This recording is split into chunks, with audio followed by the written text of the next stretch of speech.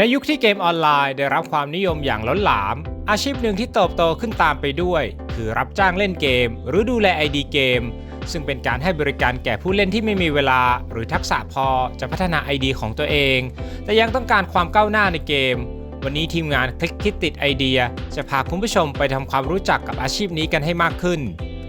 อาชีพรับจ้างเล่นเกมหรือดูแล ID เกมครอบคลุมหลายบริการเช่นปั่นแรงค์เก็บเลเวลทำเควสฟาร์มไอเทมหรือแม้แต่ดูแล ID ระยะยาวสำหรับคนที่ไม่มีเวลาล็อกอินแต่ยังต้องการให้ ID คงความแข็งแกร่งไว้ทำไมคนถึงจ้างเล่นเกมแม้ว่าเกมจะเป็นกิจกรรมที่หลายคนเล่นเพื่อความสนุกแต่ก็มีผู้เล่นบางกลุ่มที่ต้องการ ID ระดับสูงหรือไอเทมหายากแต่ไม่มีเวลาลงมือเล่นเองนอกจากนี้การแข่งขันในเกมบางประเภทเช่น MOBA Battle Royale MMORPG หรือ FPS ก็มีความเข้มข้นสูงทำให้หลายคนเลือกใช้บริการปั่นแรงค์แทน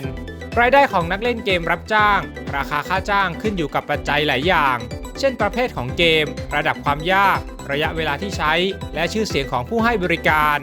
โดยเฉลี่ยแล้วนักเล่นเกมรับจ้างสามารถทำรายได้ตั้งแต่หลักร้อยไปจนถึงหลักหมื่นบาทต่อเดือนตัวอย่างเรทของราคาบางเกมปั่นแรงค์ ROV หรือ Valorant เริ่มต้นที่ 200 ถึง 1,000 บาทต่อระดับเก็บเลเวลใน MMORPG คิดเป็นชั่วโมงหรือระดับเลเวลเช่น 50 บาทต่อชั่วโมงหรือ 500 บาทต่อ 10 เลเวล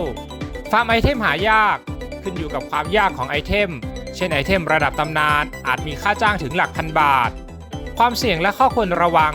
แม้ว่าจะเป็นอาชีพที่น่าสนใจแต่ก็มีความเสี่ยงเช่นกันถูกโกงทั้งจากฝั่งลูกค้าที่อาจไม่ยอมจ่ายเงินหรือจากฝั่งผู้ให้บริการที่อาจเล่นไม่ตรงตามข้อตกลง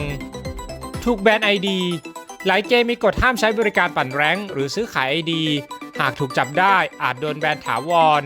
เสียเวลาและความเครียดบางเกมต้องใช้ความพยายามสูงในการไต่แรงค์หรือฟาร์มของซึ่งอาจส่งผลต่อสุขภาพจิตอาชีพรับจ้างเล่นเกมและดูแล ID เกมเป็นช่องทางสร้างรายได้ที่น่าสนใจสำหรับสายเกมเมอร์โดยเฉพาะคนที่มีทักษะสูงและเล่นเกมเป็นประจำแต่ก็ควรเลือกทำอย่างมีจรรยาบรรณและคำนึงถึงความเสี่ยงก่อนตัดสินใจเข้าสู่วงการนี้